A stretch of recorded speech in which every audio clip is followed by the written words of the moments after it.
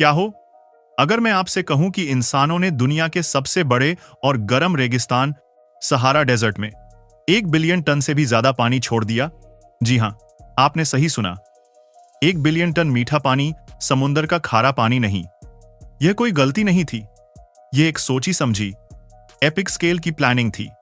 लेकिन जब यह पानी रेगिस्तान की प्यासी जमीन पर फैला तो जो नतीजा सामने आया उसकी उम्मीद किसी ने नहीं की थी।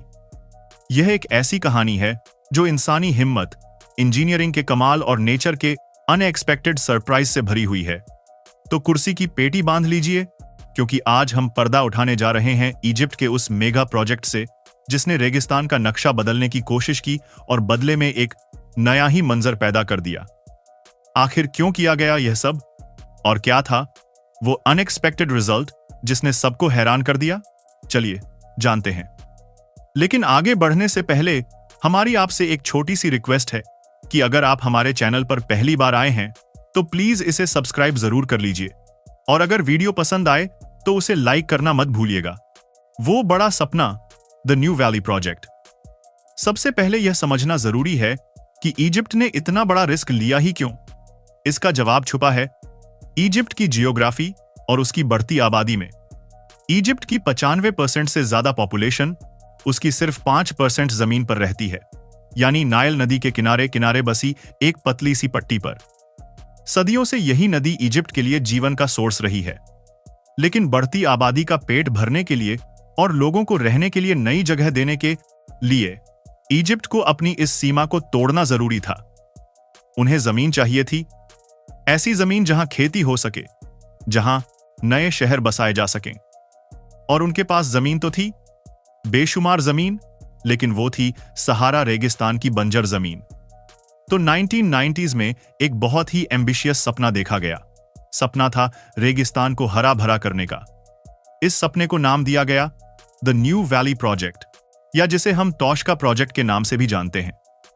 मकसद साफ था, नाइल नदी के एक्स्ट्रा पानी को डेजर्ट तक पहुंचाना और लाखों एकड़ जमीन को खेती के लायक बनाना। इंजीनियरिंग का कमाल, द मास्टर प्लान। अब सवाल यह था कि यह होगा कैसे? नाइल नदी का पानी रेगिस्तान तक कैसे पहुंचेगा? यहां पर इंसानी दिमाग और इंजीनियरिंग का असली जादू शुरू होता है। इजिप्ट में आसवान हाई डैम के पीछे एक बहुत बड़ी मैन मेड लेक है जिसका नाम है लेक नासर। यह दुनिया की सबसे बड़ी आर्टिफिशियल लेक्स में से एक है। प्लान यह था कि इसी लेक से पानी को पंप करके डेजर्ट में भेजा जाएगा। इसके लिए बनाया गया एक मैसिव पंपिंग स्टेशन, जिसे मुबारक पंपिंग स्टेशन के नाम से जाना जाता है। यह कोई मामूली पंपिंग स्टेशन नहीं है, यह दुनिया के सबसे बड़े पंपिंग स्टेशनों में से एक है। इसमें लगे 24 जायंट पंप्स इतने पावरफुल हैं कि वो हर दिन करोड़ों क्यूबिक मीटर पानी को 50 मीटर से भी ज्यादा ऊपर उठाकर एक नई बनाई गई कैनाल में डाल सकते हैं। इस कैनाल का नाम है शेख जायद कनाल।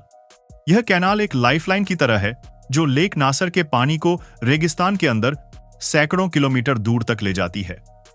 यह पूरा सिस्टम एक इंजीनियरिंग मार्वल है। सोचकर देखिए, एक नदी के पानी को ऊपर उठाकर एक बंजर रेगिस्तान के सीने पर एक नई नदी बहा देना। पहला नतीजा, द अनएक्सपेक्टेड तोशका लेक्स। प्रोजेक्ट शुरू हुआ और मुबारक पंपिंग स्टेशन ने पूरी ताकत से लेक नासर का पानी खींचकर शेख जायद कैनल में डालना शुरू कर दिया।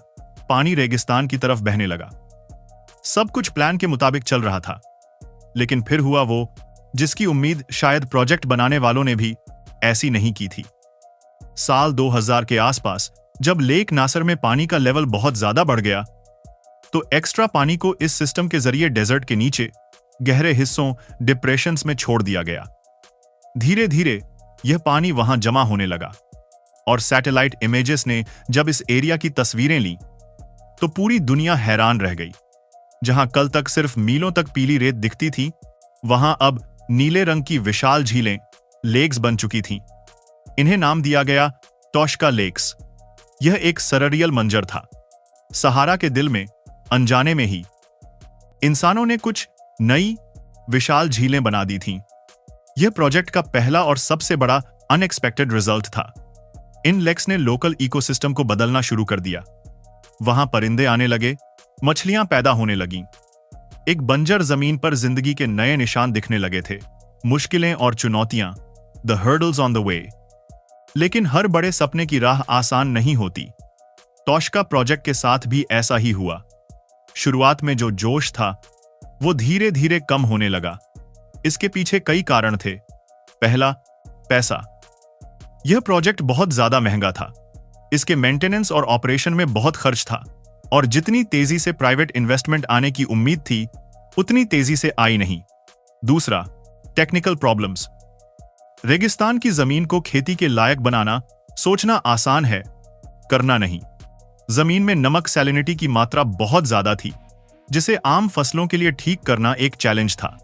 साथ ही डेजर्ट की तेज धूप में पानी बहुत तेजी से इवेपोरेट हो जाता था, यानी पानी की बर्बादी भी हो रही थी। तीसरा, 2011 में इजिप्ट में पॉलिटिकल इंस्टेबिलिटी आ गई, जिसके बाद इस प्रोजेक्ट पर से फोकस हट गया। पंपिंग स्टेशन कभी चलता, कभी बंद हो जाता। तोशका लेक्स का पानी भी धूप में सूखने लगा और उनका साइज छोटा होने लगा। एक समय ऐसा लगने लगा था कि यह महान सपना रेगिस्तान की रेत में ही कहीं दफन हो जाएगा। एक नई शुरुआत, द ग्रैंड कमबैक। लेकिन कहानी यहां खत्म नहीं हुई। साल 2014 के बाद इजिप्ट की नई गवर्नमेंट ने इस प्रोजेक्ट को फिर से जिंदा करने का फैसला किया। प्रेसिडेंट अब्देल फाताह एल सीसी ने इस प्रोजेक्ट को नेशनल प्रायोरिटी बनाया। इस बार पुरानी गलतियों से सीखकर एक नए प्लान और नई टेक्नोलॉजी के साथ काम शुरू किया गया। पानी के आगे के चैनल्स को पूरा किया गया, जमीन को आधुनिक तरीकों से उपजाऊ बनाने का काम शुरू हुआ, और वाटर मैनेजमेंट के लिए स्मार्ट टेक्निक्स जैसे पिवट इरिगेशन का इस्तेमाल किया गया। आपने ड्रोन शॉट्स में रेगिस्तान के बीच गोल गोल हरे खेत देखे होंगे, वो पिवट इरिगेशन का ही कमाल है। इससे पानी सीधा फसलों की जड़ों तक पहुंचता है और बर्बादी कम होती है।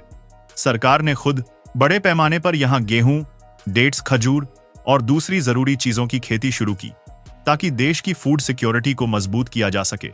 आज की हकीकत और भविष्य के सवाल, तो आज वहां क्या हालत है? आज अगर आप तोशका एरिया को देखें तो आपको एक हैरान करने वाला नजारा दिखेगा। एक तरफ मीलों तक फैला रेगिस्तान है, और दूसरी तरफ उस रेगिस्तान के बीच में लाखों एकड़ जमीन पर हरी भरी फसलें लहलहा रही हैं। यह प्रोजेक्ट अब पहले से कहीं ज्यादा सफल है। यह इजिप्ट के लिए अनाज पैदा कर रहा है और लोगों के लिए रोजगार के नए मौके भी क्रिएट कर रहा है। यह इंसानी इरादे की जीत की एक मिसाल है। लेकिन जैसा कि हर बड़े प्रोजेक्ट के साथ होता है, इसके साथ भी कुछ बड़े सवाल जुड़े हैं। सबसे बड़ा सवाल है पानी का। नाइल नदी का पानी सिर्फ इजिप्ट का नहीं है, इस पर सूडान और इथियोपिया जैसे देशों का भी हक है। ऐसे समय में जब पानी को लेकर देशों के बीच तनाव बढ़ रहा है, क्या इतने बड़े पैमाने पर नाइल का पानी डेजर्ट में इस्तेमाल करना लॉन्ग टर्म में आर्थिक और राजनीतिक रूप से सस्टेनेबल है? एनवायरमेंटलिस्ट्स यह भी सवाल उठाते हैं कि एक नेचुरल इकोसिस्टम डेजर्ट को इस तरह बदलना क्या लंबा समय में ठीक है? इन सवालों का जवाब आने वाला वक्त ही देगा। तो दोस्तों, इजिप्ट द्वारा सहारा में बिलियन टन पानी छोड़ने की यह कहानी सिर्फ पानी और रेत की नहीं है। यह एक देश की अपनी मजबूरियों से ऊपर उठकर एक बड़ा सपना देखने की कहानी है। इस सफर में उन्हें अनएक्सपेक्टेड झीलें मिली, उन्हें फेलियर्स का सामना करना पड़ा, और फिर उन्हें एक नई शुरुआत भी मिली। तोशका प्रोजेक्ट इस बात का सबूत है कि इंसान अगर ठान ले तो वो प्रकृति की सबसे कठिन चुनौतियों का सामना भी कर सकता है। लेकिन इसके साथ यह भी याद दिलाता है कि प्रकृति के साथ काम करते वक्त हमें हमेशा उसके नतीजे और उसकी कीमत के बारे में सोचना चाहिए। आपको क्या लगता है? क्या इस तरह के मेगा प्रोजेक्ट्स इंसानियत के भविष्य के लिए जरूरी हैं, या हमें नेचर के साथ छेड़छाड़ करने से बचना चाहिए? अपने विचार नीचे कमेंट्स में जरूर शेयर करें। अगर आपको यह वीडियो पसंद आया हो तो इसे लाइक करें, अपने दोस्तों के साथ शेयर करें, और ऐसी ही इंफॉर्मेटिव और इंटरेस्टिंग कहानियों के लिए हमारे चैनल को सब्सक्राइब करना ना भूलें। मिलते हैं अगले वीडियो में। धन्यवाद।